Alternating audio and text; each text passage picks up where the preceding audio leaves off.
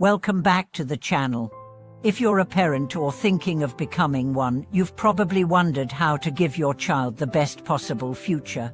You save money for education, look for the best schools, teach them manners, work hard to provide. But beneath all of that, there's a deeper question. Can I shape my child's destiny at the karmic level? Can I plant seeds now that will bloom as joy, clarity, and strength for them later? In this episode, we explore what Buddhism teaches about creating good karma for your child's future. This is not about controlling outcomes. It's about conscious living. It's about understanding that your thoughts, speech, and actions today are forming the energetic blueprint of your family's future. And most importantly, it's about realizing that every moment of mindful parenting is a gift not only to your child, but to generations to come. So let's begin with a simple truth from the Buddha. What we are is the result of what we have thought. The mind is everything. What we think, we become. Now imagine the mind of a child. It's wide open. Everything you say, everything you do, every emotional tone you carry becomes part of their inner world. That's the power of karma, not as cosmic punishment or reward, but as an ever-unfolding cycle of influence. In Buddhist teachings, karma is action. But it's not just physical action, it includes speech, intention, attention. That means every time you comfort your child with patience instead of frustration, you create good karma. Every time you speak truthfully, with love, you create good karma. Every time you hold space for their tears without shame, you dissolve a karmic burden they might otherwise carry for life. Let me tell you a story from a monastery in Laos. A monk named Dayahan Priecha was once asked by a visiting father, "What should I do so my children don't suffer?"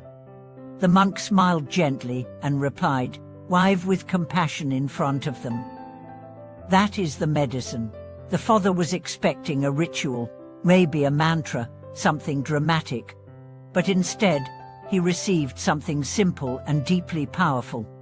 This simplicity is echoed across Buddhist cultures. In Sri Lanka, parents begin each day with a bow to the Buddha and an offering of flowers or incense, not because the Buddha needs it, but because it models reverence. Children grow up witnessing acts of devotion and humility. They absorb a worldview where stillness matters more than status. One of the most important ways to create good karma for your child is through dana, the practice of giving. Teach your child the joy of generosity.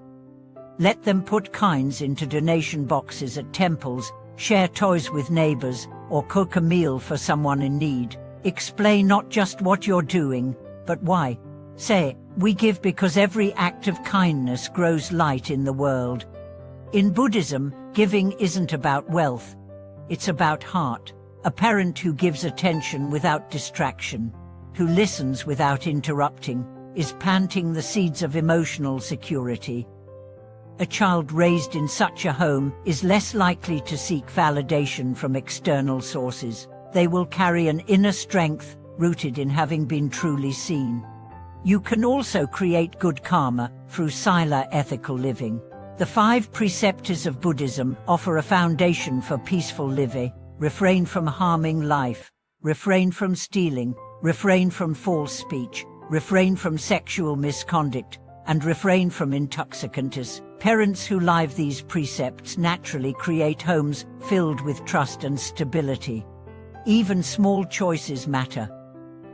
If you lie in front of your child to avoid a minor inconvenience, you teach them that truth is optional.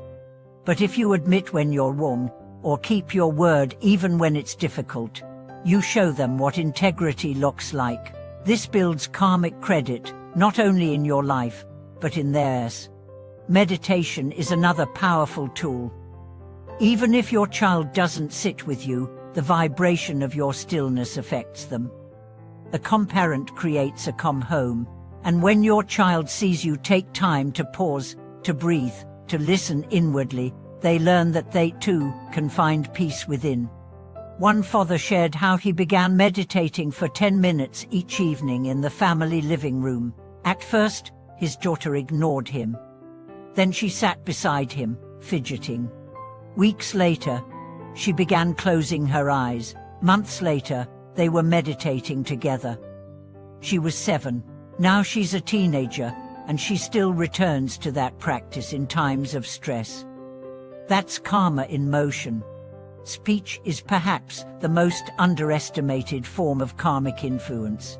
In Buddhism, right speech means speaking truthfully, kindly, usefully, and at the right time. Think about the words you use with your children. Are they words of encouragement or criticism? Do you speak from your highest self, or from your own unprocessed wounds? Remember, children remember not just what we say, but how we say it. A single sentence spoken in anger can shape how they see themselves for years. But so can a phrase of love. I believe in you. I see your effort. It's okay to feel sad. These are not just comforting words. They are karmic threads of healing that weave into your child's soul.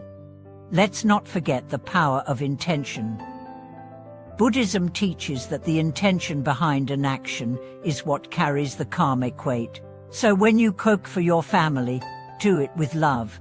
When you help with homework, do it with patience. When you discipline, do it from a desire to teach, not to control. This subtle shift transforms everyday acts into spiritual practice. You might wonder, what if I've already made mistakes? What if I've yelled, judged, or ignored my child? Buddhism reminds us that karma is never fixed. Every moment is a chance to shift the current. You can sit with your child today and say, I'm learning too. I want to be a better parent. I'm sorry for the times I didn't listen. That one act of humility can clear years of unspoken tension. There's also the practice of dedication. After you finish your meditation or chanting, you can dedicate the merit to your child. Say silently, may this peace I've cultivated bless my child's heart. May they be protected. May they awaken. This isn't just symbolic, it's energetic transmission. It creates a field of support around them even if they don't know you're doing it. Many Buddhist parents keep a merit journal where they write down good deeds done in their child's name: planting a tree, volunteering, feeding a stray animal. This practice is a powerful way to visualize the karmic field you're building for your child, a legacy of goodness they may one day inherit with gratitude. And finally, understand that your child is not just your child. They are a soul with their own journey. You are their guardian, their guide, their karmic companion for this chapter of life. Your role is not to shape them into who you want them to be, but to support them in becoming who they already are, beneath layers of fear, expectation, and conditioning. So what can you do starting today? Begin with presence. Put your phone down. Look into their eyes. Say something kind. Offer a prayer, a moment of silence, a meal cooked with love.